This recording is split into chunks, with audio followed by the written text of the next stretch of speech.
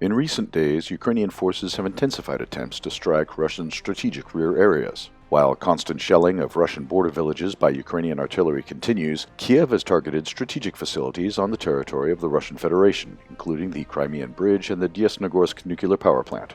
On July 9th, Ukraine attempted to hit targets in the Crimea, Kaluga, and Rostov regions with missiles for S-200 air defense systems which were repurposed for attacks on ground targets. All their attempts failed, the Russian Defense Ministry reported.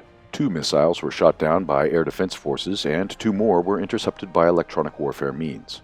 The head of the Russian General Staff, Valery Gerasimov, instructed to plan a preemptive fire defeat of the storage sites and launch positions of such missiles and other strike means. Local reports claimed that Kiev's forces targeted the Dyesnogorsk nuclear power plant in the Smolensk region and a military airfield in Kaluga. Both missiles were shot down by Russian air defenses in the Bryansk region. The first one fell into a field, the second one into the territory of a sawmill. Another missile was shot down over the town of Donetsk, which is located in the Russian Rostov region. No one was injured in the attack, but the debris slightly damaged several buildings. The Crimean Peninsula was also under attack. A Ukrainian missile was shot down by air defense forces near Kerch. Its target was the Crimean Bridge, but it fell into the waters of the Sea of Azov. There were no injuries or damage. At the same time, the Deputy Minister of Defense of Ukraine, Anna Malyar, admitted that the attack on the Crimean Bridge in the fall of 2022 was carried out by the Ukrainian military.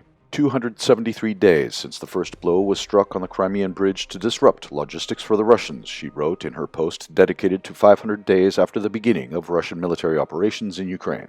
The Kiev regime previously denied its involvement in the terrorist attack, although Moscow initially asserted Ukraine's guilt. Finally, Kiev proudly stated that the purpose of the attack was to disrupt supplies to the Russian military, but as a result, Kiev only killed 3 civilians and did not achieve any military goals. In response, Ukraine received massive attacks by Russian missiles and drones on military and energy facilities throughout the country. Last night was no exception. Russian forces launched missile strikes on Ukrainian military facilities in the Mykolaiv and Sumy regions, as well as in parts of Kramatorsk and Konstantinovka controlled by the Ukrainian military. The day before, targets in the Kirovograd and Dnipropetrovsk regions were hit, including the location of the territorial defense units in Kryvyi Rog.